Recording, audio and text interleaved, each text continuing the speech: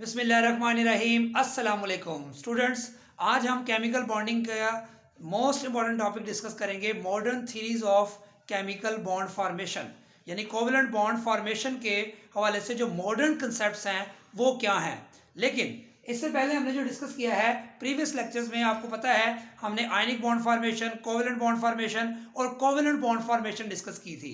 उस जो bond formation में जो कंसेप्ट यूज किया था वो था Lewis model, classical Lewis model of chemical bond formation. उसमें हमने डिस्कस किया था how atoms are bonded to form a molecule. उसमें हमने डिस्कस किया एटम किस तरह आपस में मिलके मॉलिक्यूल बनाते हैं। और हमने क्या डिस्कस किया था, how electrons are shared between the bonded atoms, electron कैसे आपस में शेयरिंग करते हैं, जिसमें हमने सिंगल कोवलेंट बॉन्ड पढ़ा, डबल कोवलेंट बॉन्ड पढ़ा, ट्रिपल कोवलेंट बॉन्ड पढ़ा, कोऑर्डिनेट कोवलेंट बॉन्ड पढ़ा। तमाम चीज़ों को हमने डिस्कस किया। तो जो लेविस मॉडल है कोवलेंट बॉन्ड फॉर्मेशन का, ये सक्सेसफुली बॉन्ड फॉर्मेशन को, शेयरिंग ऑफ इलेक्ट्रॉन्स को डिस्कस करता है, ये इसकी अचीवमेंट है।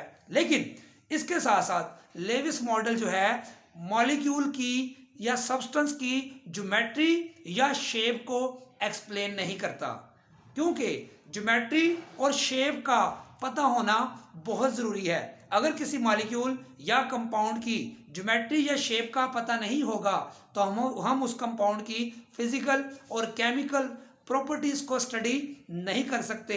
किसी रिएक्शन के मैकेनिज्म को हम जो है वो स्टडी करने के लिए उस मॉलिक्यूल की ज्योमेट्री का पता होना भी ज़रूरी है, उसकी शेप का पता होना भी ज़रूरी है। उसके अलावा हमें और भी मॉलिक्यूल्स की जो मुख्तलिफ प्रॉपर्टीज होती हैं, मुख्तलिफ पैरामीटर्स होते हैं, जैसा कि ज्योमेट्री, शेप मैंने बता दिया, बॉन्ड पोलैरिटीज, बॉन्ड डिस्टेंसेस, दो बॉन्ड्स के दरमियान डिस्टेंस कितना है, बॉन्ड एंगल जिसको कहते हैं वो पता होना जरूरी है।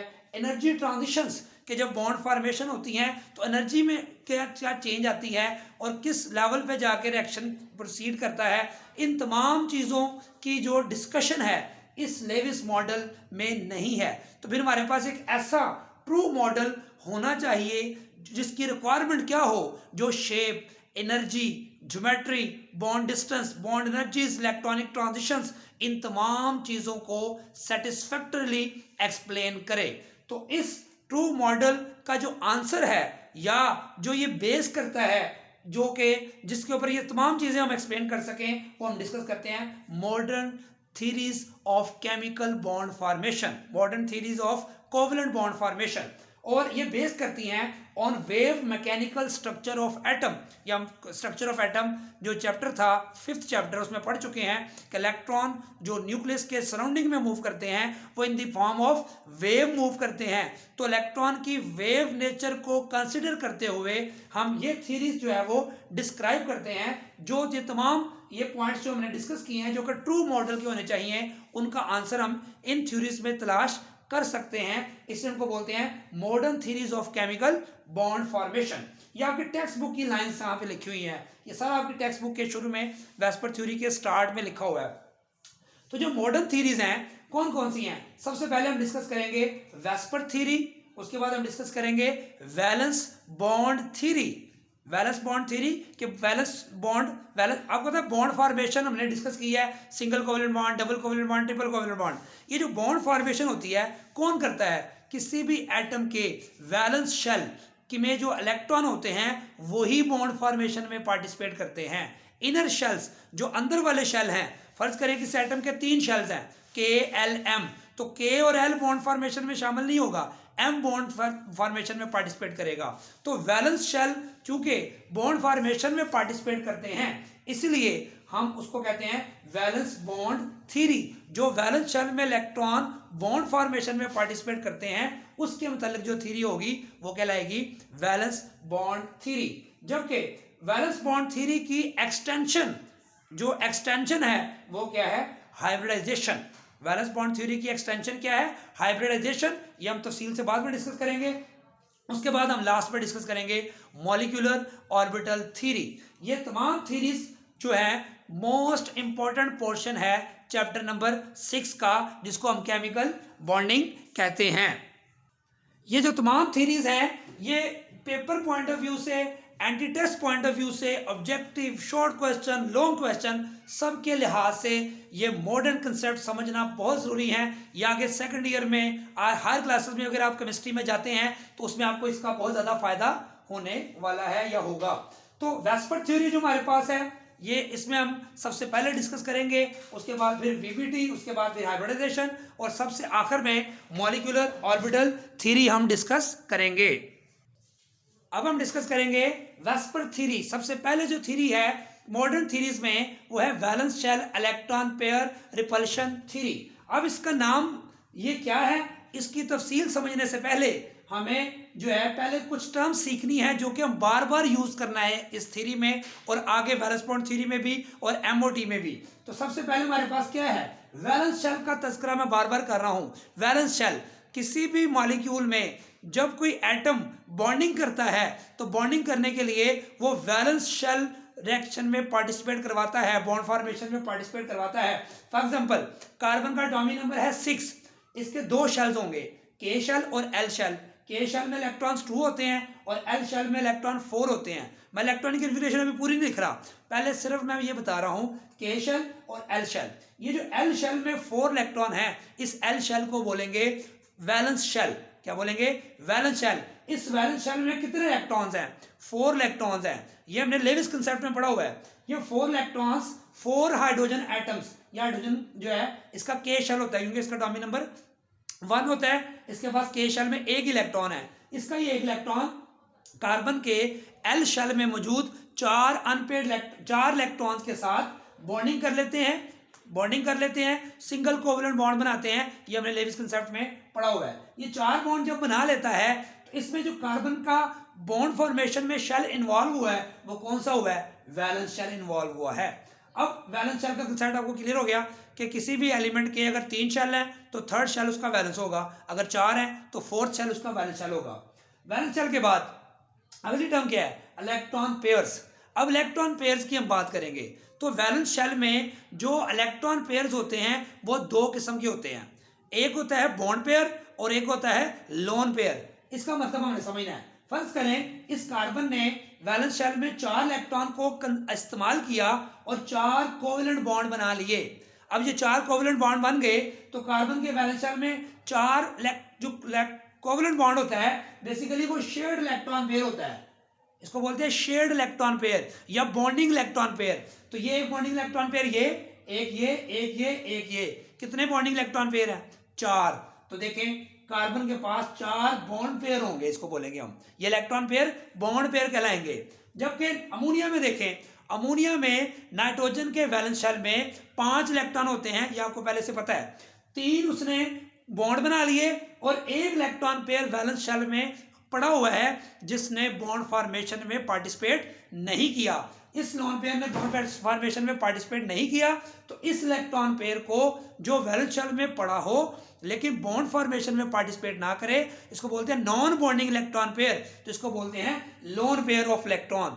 इसका मतलब वैलेंस शेल के अंदर इलेक्ट्रॉन पेयर 2 किस्म के होंगे, बॉन्ड पेयर भी हो सकते हैं और बॉन्ड पेयर के साथ साथ लोन पेयर भी हो सकते हैं। यानी कि कार्बन के वैलेंस शेल में टोटल 4 इलेक्ट्रॉन पेयर हैं और 4 के 4 बॉन्ड पेयर हैं, कोई लोन पेयर नहीं है, लोन पेयर 0 है।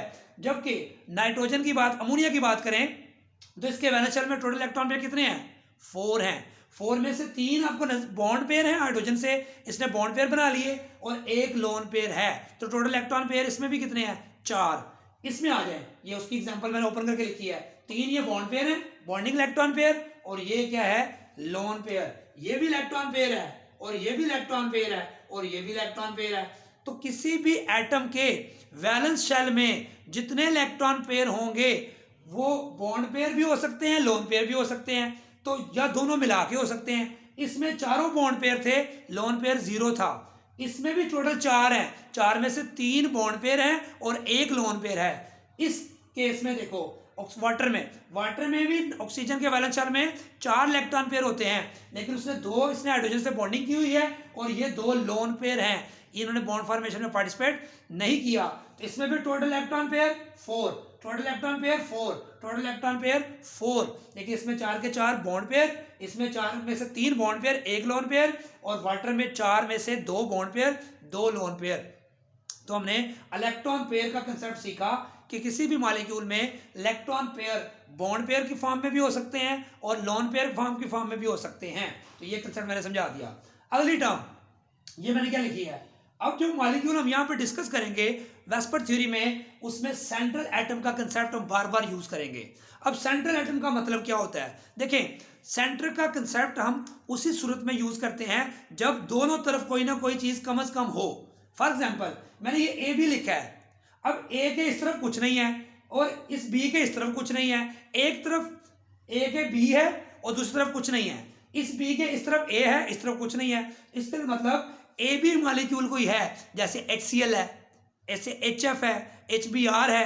इन मॉलिक्यूल्स में जो डाइटोमिक मॉलिक्यूल होंगे, डाइटोमिक मॉलिक्यूल होंगे, जो डाइटोमिक मॉलिक्यूल जो होते हैं कौन से होते हैं, जो मोनोवैलेंट होते हैं। मोनोवैलेंट का मतलब जो एक वैलेंसी रखता हो, डाइवैलेंट जो 2 वैलेंसी रखता हो, ट्राइवैलेंट जो 3 बॉन्ड बना सकता हो, टेट्रावैलेंट जो 4 बॉन्ड बना सकता हो, और मोनोवैलेंट का मतलब जो 1 बॉन्ड बनाने वाला हो। और यहाँ क्या लिखा है, पॉलीवैलेंट, इसका मतलब है किसी मॉलिक्यूल में जो एटम पॉलीवैलेंट होगा, जैसा कि कार्बन है ये 4 वैलेंसी रखता है, 4 बॉन्ड बना सकता है, इसको बोलेंगे पॉलीवैलेंट सेंट्रल एटम, ये हमेशा सेंटर में होगा। नाइट्रोजन के बारे में देखें, ये 3 बॉन्ड बना रहा है, इसकी वैलेंसी 3 है, तो ये भी क्या कहलाएगा, पॉलीवैलेंट सेंट्रल एटम। सेंट्रल क्यों है, क्योंकि ये हमारे पास इसके इर्द गिर्द मोनोवैलेंट एटम अटैच है। ये कौन से एटम अटैच है, मोनोवैलेंट। तो सेंट्रल एटम फिर क्या होता है किसी मॉलिक्यूल में, ऐसा एटम जिसकी वैलेंसी कम से कम 2 या 2 से ज्यादा हो, तो वो उसमें एक एटम सेंटर में आना ही आना होता है। मिसाल के तौर पे हमारे पास ये Ab2 टाइप कोई मॉलिक्यूल है, इसमें ए की वैलेंसी 2 है, उसने 2 बी एटम से बॉन्डिंग की हुई है, तो इसके 2 बॉन्ड पेयर होंगे। इसी तरह ए की अगर वैलेंसी 3 है, ट्राइवैलेंट कहेंगे उसको, तो ए सेंटर में आएगा और उसके साथ 3 बी एटम अटैच होंगे जिसने उसको सराउंड किया होगा। सेम इसी तरह ये ए की वैलेंसी 4 है, जैसे कि कार्बन की 4 है, तो इसको बोलेंगे टेट्रावैलेंट, तो इसको भी क्या बोलेंगे, पॉलीवैलेंट, और इसके साथ 4 बी एटम अटैच हैं। तो इसका मतलब क्या हुआ, सेंट्रल एटम फिर कौन सा एटम होता है किसी मॉलिक्यूल में, ऐसा एटम जो क्या हो, पॉलीवैलेंट हो, मतलब कम से कम 2 या 2 से ज्यादा बॉन्ड बनाने की सलाहियत रखता होगा, तो वो हमेशा सेंटर में आएगा। और उसके साथ जो एटम अटैच होंगे वो क्या होंगे, मोनोवैलेंट मोस्टली होते हैं, क्योंकि वो सिंगल बॉन्ड बनाने की सलाहियत रखते हैं। जो मोनोवैलेंट एटम है वो सेंटर में नहीं आ सकते।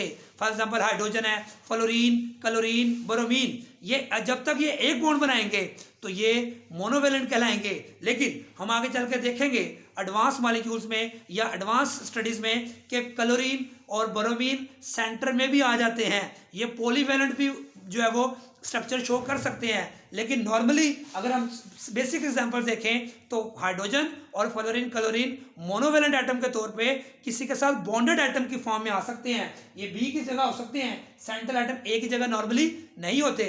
लेकिन हम आगे जाकर डिस्कस करेंगे कि ए की जगह सेंट्रल एटम हाइड्रोजन एटम भी हो सकता है, लेकिन वो बाद में डिस्कस करेंगे। फिलहाल हमने सीखा सेंट्रल एटम नॉर्मली क्या होता है, पॉलीवैलेंट एटम जिसकी वैलेंसी 1 से 2 1 से ज्यादा हो, तो डाइवैलेंट, ट्राइवैलेंट, टेट्रावैलेंट, पेंटावैलेंट, हेक्सावैलेंट, ये सारे जो मॉलिक्यूल एटम्स होंगे ये सेंटर में हमेशा आएंगे, इसके इर्द गिर्द दूसरे एटम्स अटैच होंगे। जैसे नाइट्रोजन के इर्द गिर्द हाइड्रोजन है, यहाँ पे सेंट्रल एटम ये है, यहाँ सेंट्रल एटम ये है, यहाँ सेंट्रल एटम ए है।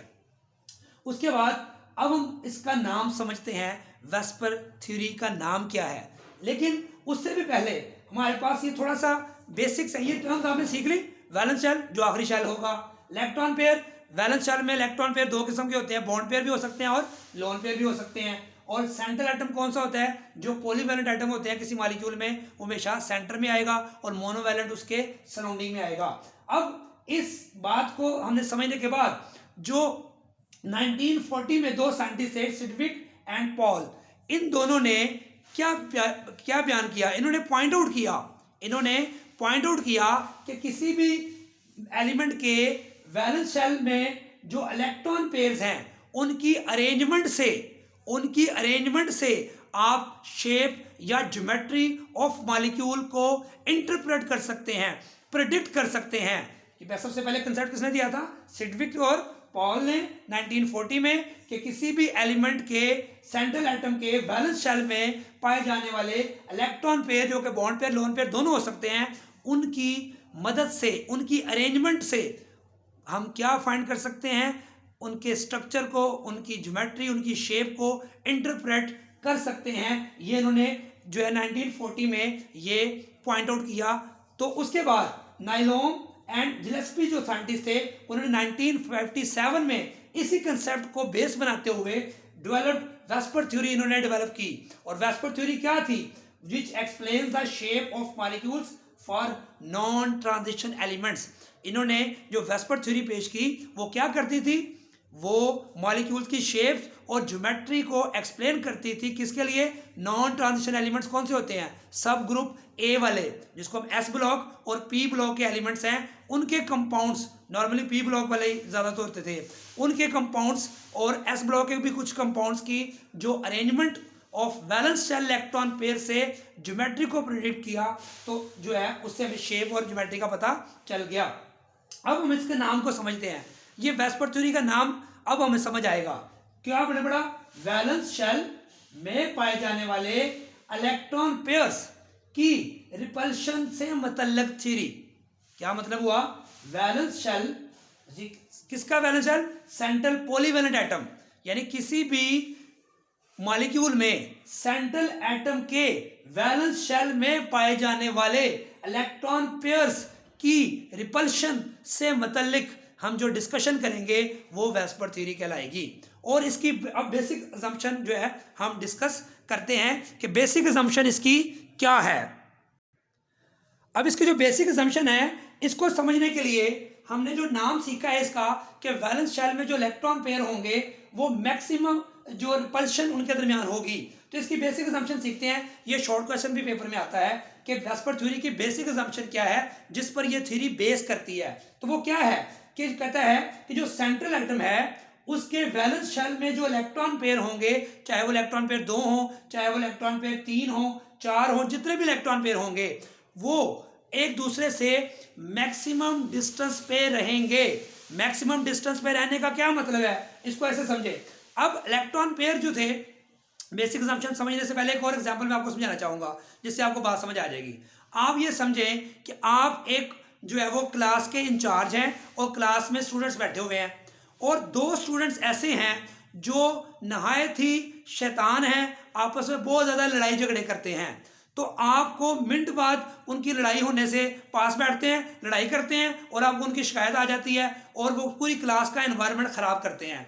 तो आप चाहते हैं as a class in charge, as a class teacher, आपकी कोशिश होती है कि इन दोनों शरारती बच्चों को जो आपस में मिनट मिनट पे लड़ते हैं, क्या उनको साथ साथ बिठाएंगे या दूर दूर बिठाएंगे? तो आपका जवाब होगा सर दूर दूर बिठाएंगे। क्यों बिठाएंगे दूर दूर? क्योंकि वो पास बैठने से लड़ते हैं, एक दूसरे को रिपेल करते हैं, एक दूसरे को तंग करते हैं, जिससे पूरी क्लास का एनवायरनमेंट खराब होता है, पूरी क्लास अनस्टेबल हो जाती है उनकी लड़ाई, उनकी रिपल्शन और उनके शैतानियों से। आपने ये बात समझ लेनी है ज़हन में कि ये जो इलेक्ट्रॉन पेयर की बात कर रहे हैं, जिनको हम बॉन्ड पेयर और लोन पेयर कह रहे हैं, समझ लें ये शरारती बच्चों की तरह हैं।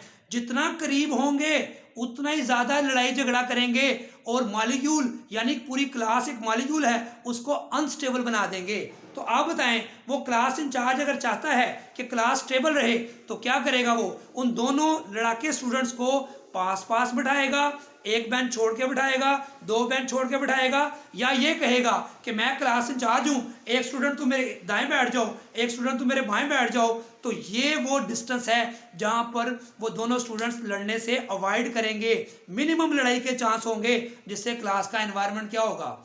बेहतर हो जाएगा। सेम इसी तरह समझ लें, ये क्लास टीचर है और ये भी 2 स्टूडेंट हैं, एक स्टूडेंट 45 एंगल पे बैठा है, दूसरा भी 45 एंगल पे बैठा है एक दूसरे से, तो ये करीब है, अभी भी ये लड़ाई कर सकते हैं। ये इसकी तरफ कोई चीज फेंक सकता है कि टीचर को नजर ना आए। तो इनमें रिपल्शन मैक्सिमम, लड़ाई मैक्सिमम, एनर्जी मैक्सिमम और स्टेबिलिटी मिनिमम हो जाएगी।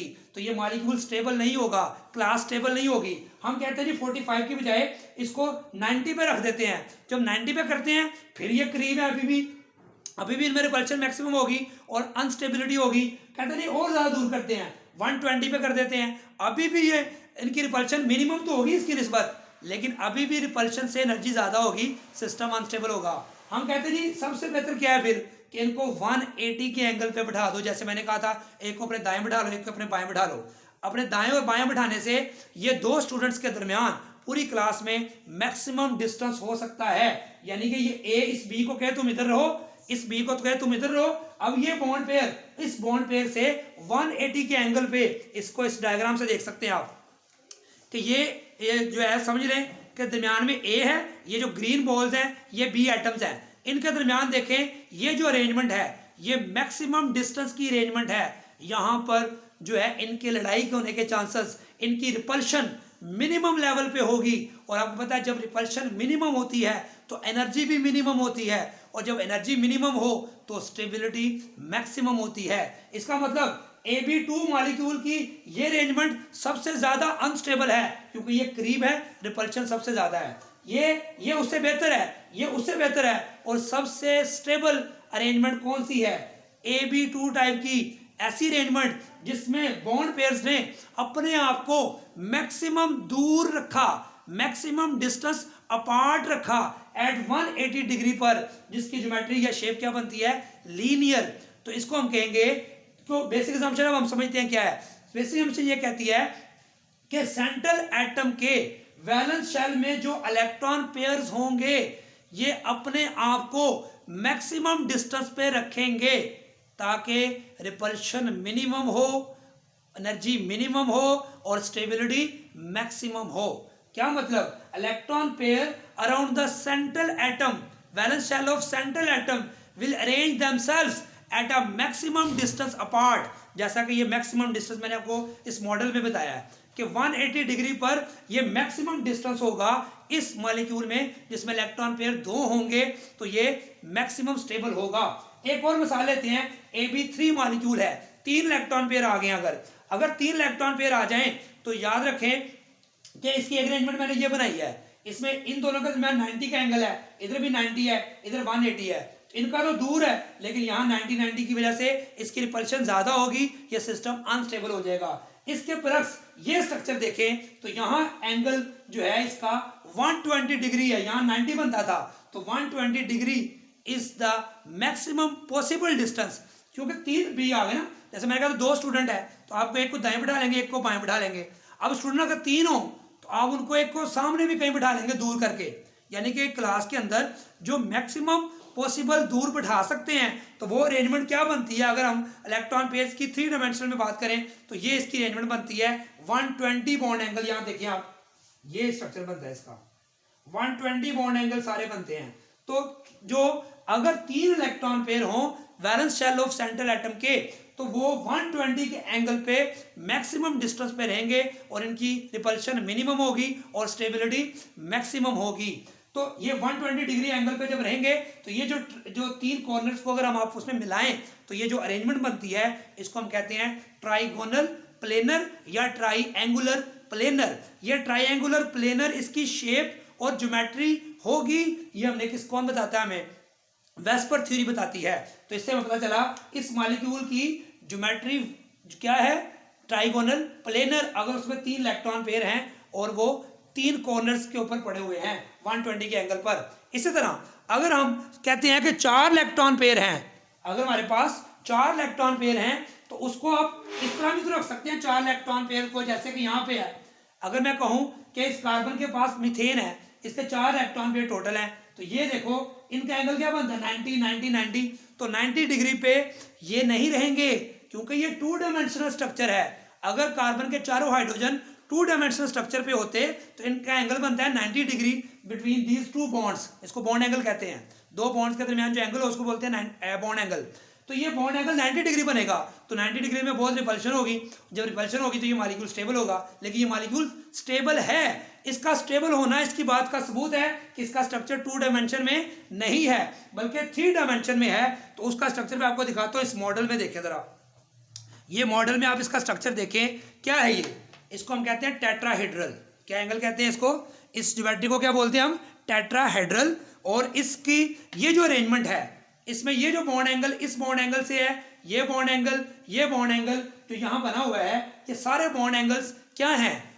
109.5 डिग्री। क्या बॉन्ड एंगल है? 109.5 डिग्री। अगर इस स्ट्रक्चर को देखें तो बॉन्ड एंगल कितना बनता है? 90 डिग्री। तो 90 डिग्री में ये करीब होंगे, रिपेल करेंगे, अनस्टेबल हो जाएंगे। जबकि वेस्पर थ्योरी क्या कहती है कि ये जो सेंट्रल एटम ए है, ये जो सेंट्रल एटम है ए, ये कार्बन है फर्ज करो, ये चारों हाइड्रोजन को मैक्सिमम डिस्टेंस पे रखेगा। तो जो इससे मैक्सिमम डिस्टेंस पे रखने का मतलब है ये बॉन्ड एंगल 109.5, 109.5, ये बॉन्ड एंगल भी 109.5, ये वाला भी, ये इसको मैं ऐसे कर दूं तो ये वाला भी, तो ये सारे एक जैसे हैं। सारे बॉन्ड एंगल जहां से मर्जी देख लें, इस तरह स्ट्रक्चर कर लें, इस तरह स्ट्रक्चर कर लें, तो ये जो अरेंजमेंट बनती है, इसके कॉर्नर को, इसके कॉर्नर को, इसके कॉर्नर्स को आपस में मिलाएं तो ये शेप क्या बनेगी? ये ज्योमेट्री क्या बनेगी? टेट्राहेड्रल।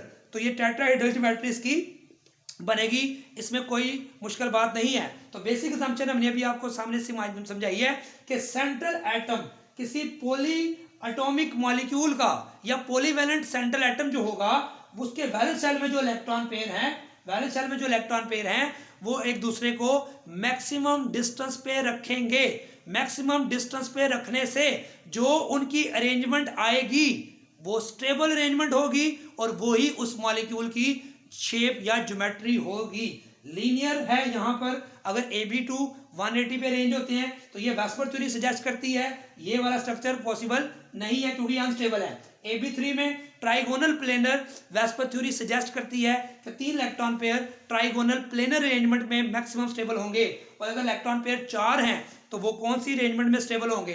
टेट्राहेड्रल अरेंजमेंट में, जहां बॉन्ड एंगल कितना होगा? 109.5 डिग्री, और ये stable arrangement of valence electron pairs होगा, जिसको हम यहाँ पे ज्योमेट्री भी कहेंगे और इसको हम शेप भी कहेंगे। लेकिन अगले लेक्चर में हम ये भी डिस्कस करेंगे कि ज्योमेट्री और शेप में क्या फर्क है, हर मॉलिक्यूल की ज्योमेट्री क्या शेप भी वही होगी जो ज्योमेट्री है? ये हर दफा जरूरी नहीं है। जैसा कि आपके सामने ये मीथेन है, इसके वैलेंस शेल में 4 इलेक्ट्रॉन पेयर हैं, तो इसकी ज्योमेट्री बनती है टेट्राहेड्रल और इसकी शेप भी टेट्राहेड्रल है। लेकिन हम बाद में डिस्कस करेंगे कि जो अमोनिया है, इसके टोटल इलेक्ट्रॉन पेयर तो 4 हैं, 4 की अरेंजमेंट क्या बनती है? अभी हमने पढ़ा टेट्राहेड्रल, लेकिन इसके एक लोन पेयर आने की वजह से इसकी शेप चेंज हो जाएगी। इसकी शेप टेट्राहेड्रल नहीं होगी, लेकिन ज्योमेट्री इसकी टेट्राहेड्रल ही होगी। सेम इस तरह वाटर में भी इलेक्ट्रॉन पेयर कितने मैंने बताए थे? 2 लोन पेयर, 2 बॉन्ड पेयर। तो टोटल इलेक्ट्रॉन पेयर इसमें भी कितने हैं? 4। इसमें भी कितने हैं? 4। इसमें भी कितने हैं? 4। तो जब तक इलेक्ट्रॉन पेयर सेम होंगे तो ज्योमेट्री सेम होगी टेट्राहेड्रल, लेकिन शेप भी टेट्राहेड्रल होगी ये जरूरी नहीं है। क्यों? क्योंकि शेप जो डिसाइड करती है वो बॉन्ड पेयर्स करते हैं, और जो ज्योमेट्री डिसाइड करते हैं हम, वो लोन पेयर और बॉन्ड पेयर मिला के करते हैं। मतलब टोटल इलेक्ट्रॉन पेयर 4 हैं इसमें, तो ये इसकी ज्योमेट्री क्या होगी? टेट्राहेड्रल, इसकी शेप भी टेट्राहेड्रल। लेकिन यहां देखें, इसमें इलेक्ट्रॉन पेयर टोटल 4 हैं, 3 बॉन्ड पेयर और 1 लोन पेयर। तो 3 bond pair 1 lone pair, total electron pair कितने हैं? 4। तो ज्योमेट्री हम डिसाइड करेंगे total electron pair including bond pair and lone pair. तो वो इसमें भी 4 हैं, वो इसमें भी 4 हैं। तो मीथेन की ज्योमेट्री क्या है? टेट्राहेड्रल। अमोनिया की ज्योमेट्री क्या है? टेट्राहेड्रल। और वाटर की ज्योमेट्री भी क्या होगी? टेट्राहेड्रल।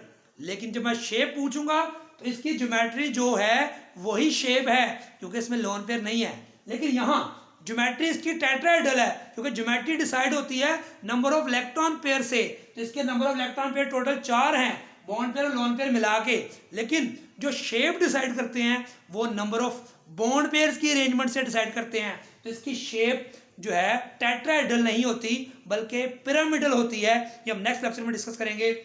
और ये जो वाटर है, इसके अंदर जो ये ऑक्सीजन है, इसके पास जब 2 लोन पेयर आ जाते हैं, ये 2 लोन पेयर आ गए और ये 2 हाइड्रोजन आ जाते हैं इस तरह, तो इलेक्ट्रॉन पेयर इसमें देखें टोटल 4 ही हैं, 1 2 3 4।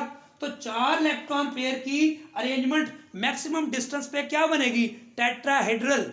लेकिन इसकी शेप टेट्राहेड्रल नहीं होगी। ये मोस्ट इंपॉर्टेंट कंसेप्ट है जो सारे बच्चों को नहीं पता होता। वो ज्योमेट्री और शेप को एक ही कंसिडर कर रहे होते हैं, जो कि ऐसा नहीं है। ये टेट्राहेड्रल ज्योमेट्री इसकी है क्योंकि इलेक्ट्रॉन पेयर 4 हैं, ज्योमेट्री डिसाइड करते वक्त लोन पेयर और बॉन्ड पेयर दोनों शामिल करके जो अरेंजमेंट बने वो टेट्राहेड्रल बनती है, दोनों चारों की अगर देखें तो। लेकिन इसके बॉन्ड पेयर दो हैं तो शेप डिसाइड करते हैं अरेंजमेंट ऑफ बॉन्ड पेयर से। तो इसकी शेप जो है, क्योंकि ये बॉन्ड पेयर दो हैं तो ये इसकी शेप बनती है, इसको कहते हैं वी शेप्ड, बेंट या एंगुलर। वी शेप क्यों कहते हैं, इंग्लिश का वी लेटर बनता है अगर उल्टा करके देखें तो वी शेप्ड, बेंट या एंगुलर। इसकी शेप क्या बनती है, पिरामिडल। टेट्राहेड्रल ज्योमेट्री है, शेप पिरामिडल है। इसकी शेप भी टेट्राहेड्रल और ज्योमेट्री भी टेट्राहेड्रल, क्योंकि इसमें लोन पेयर नहीं है। किसी एटम के वैलेंस शेल में जितने इलेक्ट्रॉन पेयर हैं उतने ही बॉन्ड पेयर हों, लोन पेयर ना हो तो उसकी ज्योमेट्री जो होगी उसकी शेप भी वही होगी।